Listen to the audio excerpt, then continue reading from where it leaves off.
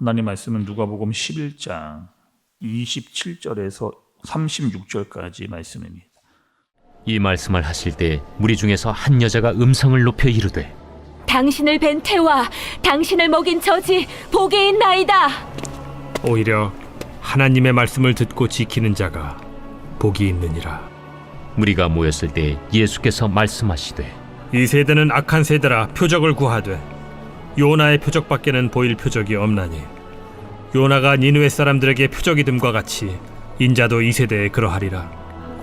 심판 때에 남방 여왕이 일어나 이 세대 사람을 정죄하리니 이는 그가 솔로몬의 지혜로운 말을 들으려고 땅 끝에서 왔음이거니와 솔로몬보다 더 큰 이가 여기 있으며 심판 때에 니느웨 사람들이 일어나 이 세대 사람을 정죄하리니 이는 그들이 요나의 전도를 듣고 회개하였음이거니와 요나보다 더 큰 이가 여기 있느니라.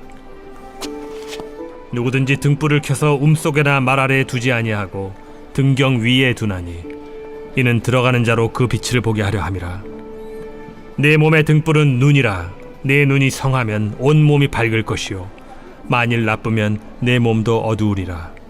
그러므로 내 속에 있는 빛이 어둡지 아니한가 보라.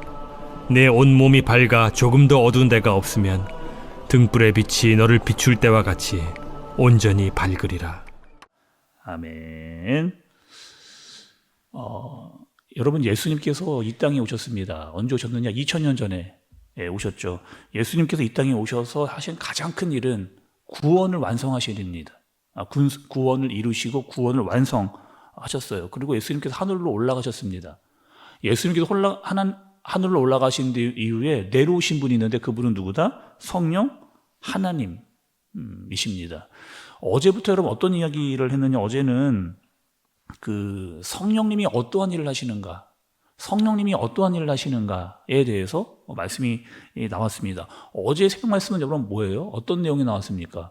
말 못하는 귀신 얘기가 나왔잖아요. 한 사람이 말 못하게 하는 귀신 때문에 어려움을 당하고 있었던, 근데 예수님께서 그 귀신을 내어 쫓는 그런 일이 있었습니다. 그리고 그 안에 누가 들어와요? 성령님이 들어오셔서 누구를 주인으로? 예수님을 주인으로.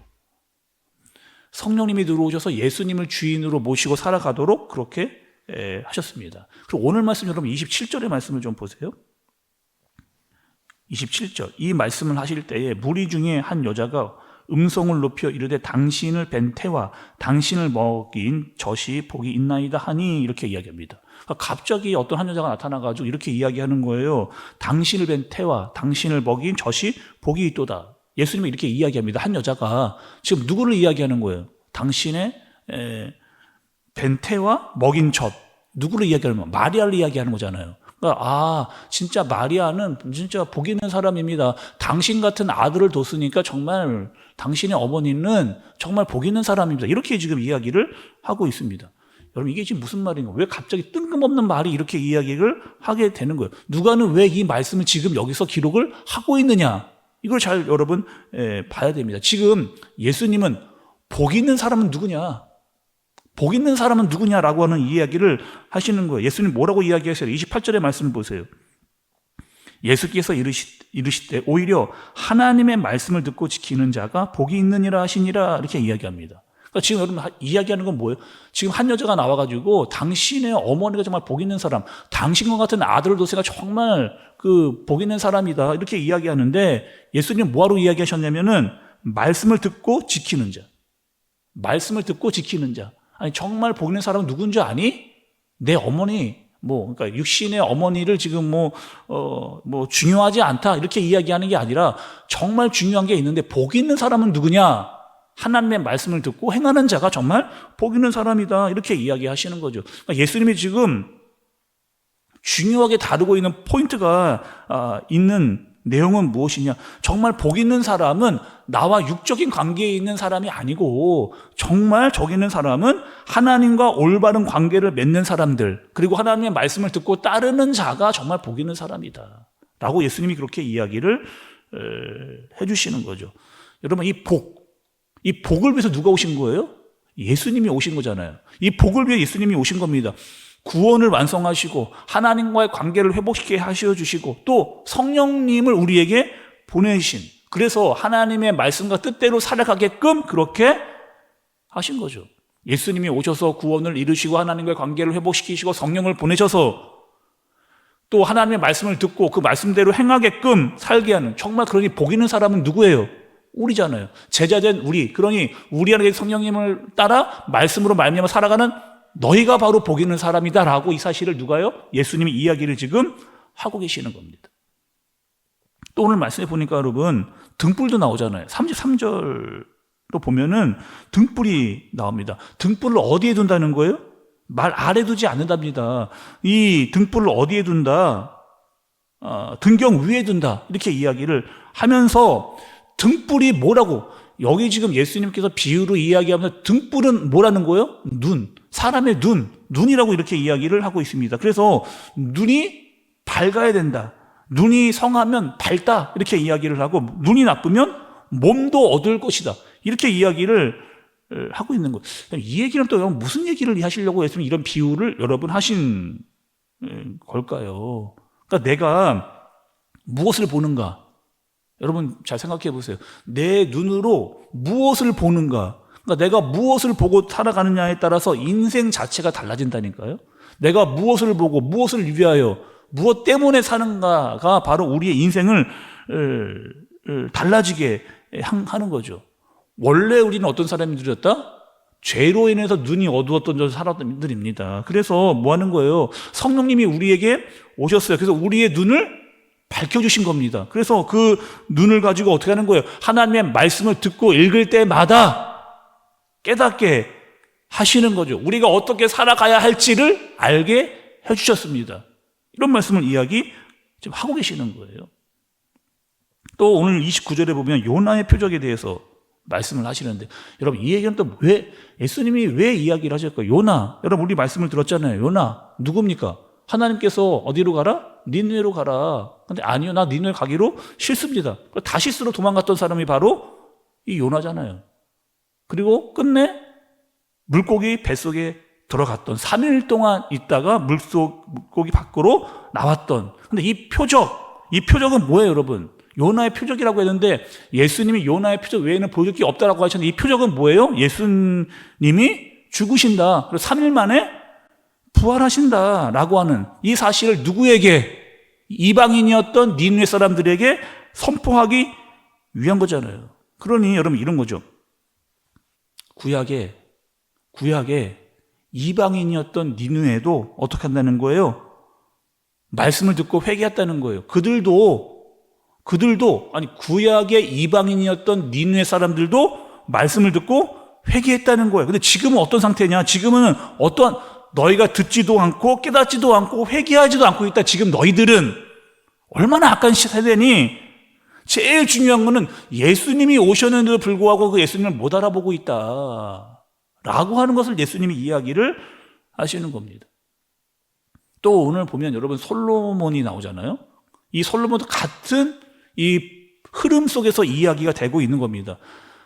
솔로몬 왕 때 그 남방의 여왕이 찾아왔잖아요. 왜 찾아왔느냐? 솔로몬의 이야기를 듣고 싶어서, 솔로몬에 대한 이야기를 듣고 싶어서. 근데 지금은 솔로몬보다 더 중요하고 더 위대한 진짜 왕이 오셨는데 시대가 악합니다. 근데 어떻게 하는 거예요? 그 왕을 알아보지 못하는, 그분의 말씀을 듣지 않는 이 악한 시대여서 정말 예수님의 십자가와 복음 그걸 깨닫지 못하는, 근데 그것을 깨닫게 하시는 분이 오셨다는 거예요. 그분이 누구라는 거예요? 성령님이다 라고 그렇게 이야기를 하시는 거잖아요. 하나님, 지금 예수님께서 제자들에게 이야기하면서 너희들에게 반드시 필요한 분이 있다. 그분이 누구다? 성령 하나님이다라고 하는 사실을 이야기해 주고 계신 겁니다. 지금 우리에게도 예수님의 제자가 돼서 이 땅을 살아가는 우리에게도 누가 필요하다? 성령님이 필요하다라고 하는 말씀을 이야기해 주시는 거죠. 그러니 오늘 이 성령님은 누구라고 이야기를 하시는 거예요? 예수님의 고난과 십자가와 그 부활. 자, 여러분, 우리가 그거 다 봤습니까? 여러분, 예수님의 부활과 십자가와 부활 다 보셨어요? 우리는 보지를 못했잖아요. 경험하지 못해요. 우리는 알지 못합니다. 그런데 성령 하나님께서 우리에게 성령을 보내주셔가지고 그거에 대한 눈을 뜨게 해주신 거죠. 눈을 뜨게 하셔서 빛을 비추어 주시는. 그래서 예수님의 그 구원이 우리에게 적용되게끔 하시는 분이 있는데 그분이 누구다? 성령 하나님이다라고 하는 사실을 이야기해 주시는 겁니다.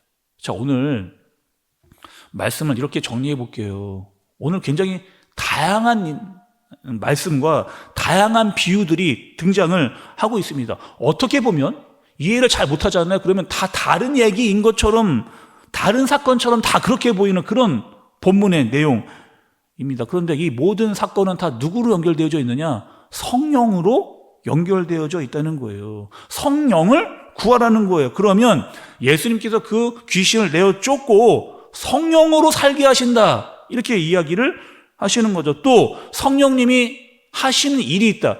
예수님을 주인으로 모시고 살게 하고 예수님이 구원을 이루고 가셨는데 그 구원을 우리에게 적용시키시는 분이 성령 하나님이다. 뿐만 아니라 성령님은 어떤 분이시라는 거예요? 하나님의 말씀을 듣고 깨닫고 행하도록 이끌어 가시는 그런 분, 우리의 눈이 되시는 분이 바로 성령 하나님이라는 거죠. 여전히 시대는 여러분 어떨까요? 그때나 지금이나 악한 시대입니다. 근데 우리가 죄에 빠지지 않도록 우리를 이끌어 가시는 분이 있어요. 예수님을 바라보고 살아가도록 우리를 인도하시는 분이 있습니다. 그분이 누구다? 성령 하나님이라고 하는 사실을 오늘 예수님께서 여러 가지 비유와 말씀을 통해서 우리에게 알려주시는 겁니다. 우리는 예수님의 제자잖아요.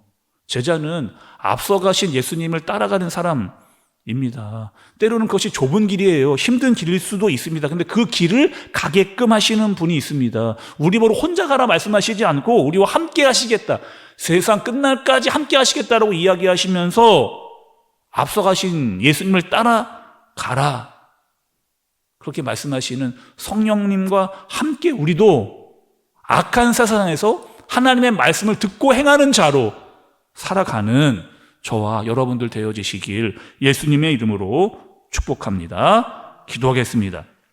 하나님 아버지, 하나님께서 우리에게 성령 하나님을 보내주셨습니다. 예수님의 구원을 적용시켜 주셨고 우리의 눈이 되어 주셨습니다.